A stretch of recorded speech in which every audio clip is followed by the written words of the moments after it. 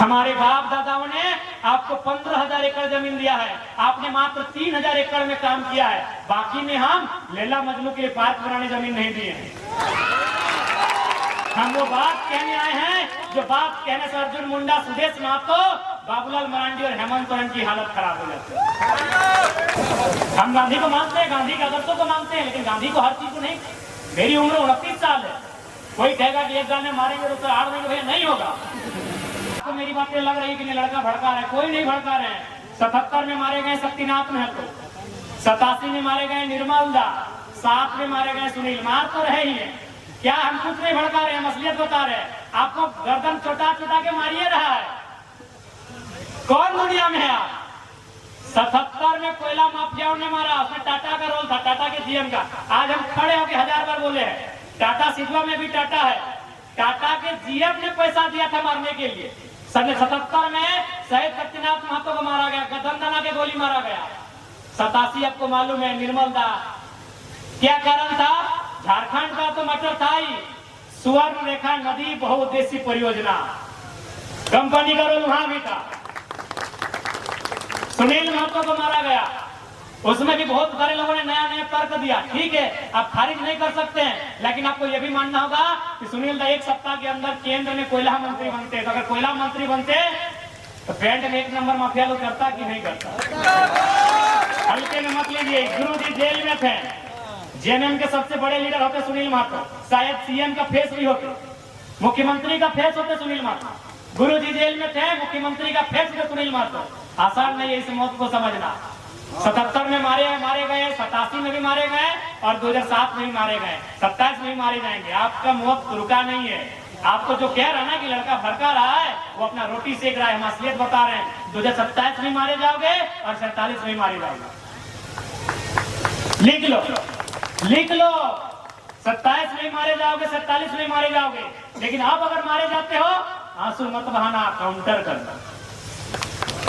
अगर काउंटर करने का हिम्मत है तो तैयार रहना। आप अगर मारे जाओगे तो काउंटर करना। आप अगर मारे जाओगे तो बेईमानों के साथ, शैतानों के साथ, कोयला माफिया, भू माफिया, बालू माफिया, पानी माफिया, उन लोगों का काउंटर करना। अगर आप मारे जाते हो तो, और नहीं तो ऐसे समय मारे जाओगे, ऐसे मारे जाओगे, ऐसे काटे जाओगे, बेरहमी से मारे जाओगे। चाहे मालूम है कि उनकी नजर तुम्हारी जमीन पे है, उनकी नजर तुम्हारे कोयले पे है, उनकी नजर तुम्हारी बालू पे है, उनकी नजर तुम्हारे संसाधन में है। तुम हमेशा मारे जाओगे। हम कोई भड़काने नहीं आए हैं, हम वो बात कहने आए हैं जो बात कहने से चंपा सोरेन की भी हालत खराब हो जाती है। हम वो बात कहने आए हैं जो बात कहने से अर्जुन मुंडा, सुदेश महतो, बाबूलाल मरांडी और हेमंत सोरेन की हालत खराब हो जाती है। कौन मांगा है टाटा से हिसाब? हम टाटा से हिसाब मांगने आए हैं कि हमें 15,000 एकड़ जमीन का हिसाब दीजिए।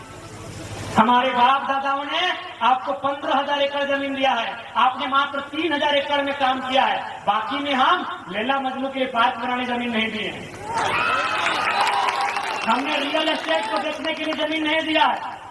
हमने बांग्लादेश से आए लोगों को और गैर झारखंडियों को बसाने के लिए जमीन नहीं दिया है।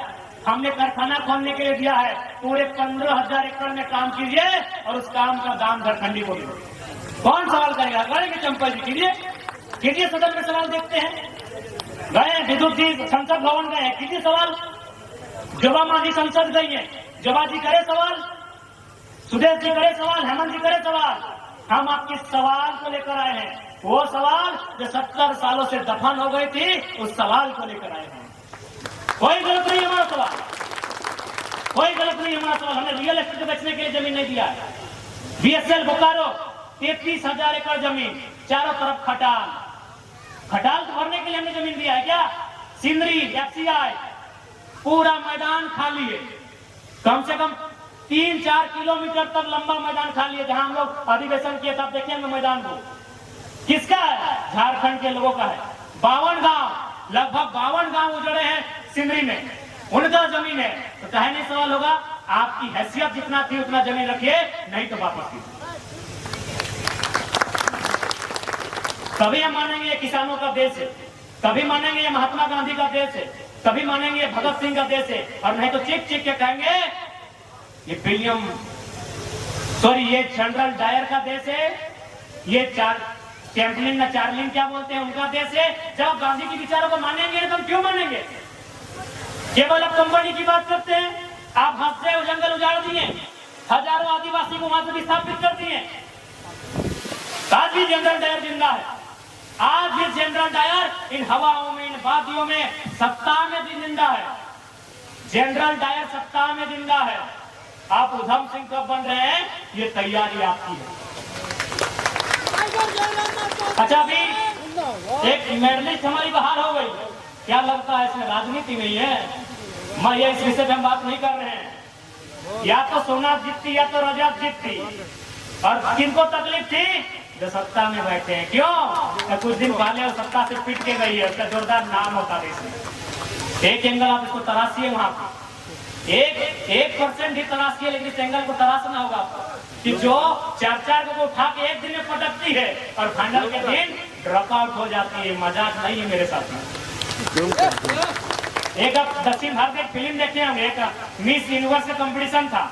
जो लड़की जीतने वाली थी उसको बोले हरा दो, उसका जो गुंडा था बोले उसको हराइए, उसको हरा दिया गया। तो ये ओलंपिक में भी और खेल में भी सब कुछ हो सकता है। ज्यादा नहीं कहेंगे इसमें, आपको थोड़ा सा एंगल तराशना हो, क्योंकि वो इस देश से पिट के गई थी, इस देश की सड़कों से घिसट के गई थी। और अगर वो ओलंपिक से मेडल लेके आती तो वो बादशाह बन गया। और ये शायद कुछ लोगों को मंजूर नहीं था। अब वो कौन लोग हैं आपको पता।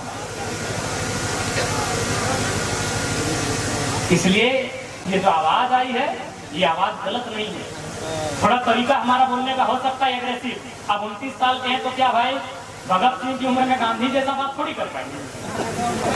हम गांधी को मानते हैं, गांधी के आदर्शों को मानते हैं, लेकिन गांधी को हर चीज को नहीं। मेरी उम्र 29 साल है। कोई कहेगा कि एक गाल में मारेंगे तो आड़ देंगे, भैया नहीं होगा। हम गांधी के विचारों को मानते हैं, लेकिन 100% जिस उम्र में है शायद संभव नहीं है। तो हो सकता है मेरी बात करने का लहजा थोड़ा एग्रेसिव होगा, स्वाभाविक है। जिस उम्र में होगा ही, हम भी दादाजी की उम्र में आ जाएंगे तो हम भी प्यार से बात करेंगे, हम भी नॉर्मल बात करेंगे। लेकिन अभी मेरा उम्र है और आग्रह करेंगे इस उम्र के इस तूफान को, इस आंधी को रोकिए मत, साथ दीजिए, फिर देखिए होता क्या है। क्या होता हो तो दिखा है ना। बन्ना गुप्ता अनीता दीदी का जमीन हड़प रहा था ना, कौन मान नील मानना है। खाली हमने इतना ही कहा था, नवीन दैयत बात हुई थी कि बोल दीजिए कि हम पुरलिया पार कर रहे हैं। बन्ना गुप्ता अपना टेंट उखाड़ के भागा कि नहीं, और हम खाली एक मैसेज दिए कि हम पुरलिया पार कर रहे हैं। हमारा आ जाते तो क्या होता।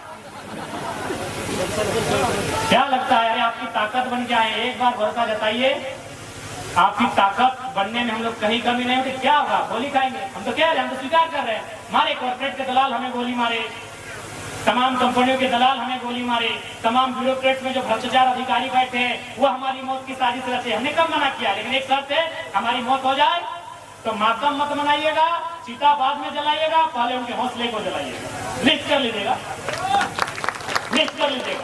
जैसे चांडिल डैम, आपको मालूम है कि चांडिल डैम की समस्या किसके कारण है, किस पदाधिकारी में, किस ऑफिसर के कारण चांडिल डैम की समस्या है, लेके डूब जाइएगा। ये हमारी चिता में बिल्कुल किसी बात नहीं कर सकता नहीं है। 10 दिन पड़ा रहेगा, 10 दिन बर्फ में डाल के रखिएगा, 1 महीना बदबू मारेगा हमारी बॉडी से, मारने दीजिएगा। हमारा बॉडी सड़ जाए, सड़ने दीजिएगा, लेकिन सच में अगर गुस्सा लगे तो उनके हौसले को जला के जाइएगा, चिता जलाने। नहीं तो आप मारे जाएगा। हम नहीं कह रहे, जो भी आपकी आवाज पे हम रहे, चाहे जयंती मुंडा रहे, चाहे कोई रहे, तरुण महतो रहे, भूपेश महतो रहे, चेतन महतो रहे, या कोई रहे, अनिता हेम्ब्रम रहे, सोनामणि टुड्डू दीदी रहे, सविता दीदी रहे, कोई रहे, जो आपके हक के लिए लड़ रहा है, अगर उसके साथ रतिलाल महतो जैसी वारदात दोहराई जाती है तो याद रखिएगा, चिता बाद में जलाइएगा, पहले उनके हौसले को जलाइएगा, क्योंकि ऐसा अवसर बार बार नहीं आएगा। कोई नहीं, मजबूरी में ये बातें आज हमें कहनी पड़ रही, क्योंकि सीधी अंगुली से यहाँ घी निकलता हुआ नहीं दिख रहा है।